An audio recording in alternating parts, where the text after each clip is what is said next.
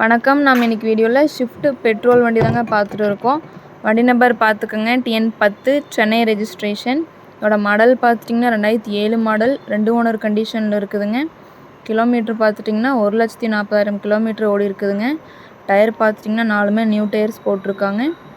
FC insurance 2மே கரண்ட்டில் இருக்குங்க. வண்டியில் எந்த ரீப்ளேஸ்மெண்ட்டுமே இல்லைங்க. இந்த வண்டிக்கு கஸ்டமர் கேட்குற ப்ரைஸ் பார்த்துட்டிங்கன்னா 2,65,000 கேட்குறாங்க.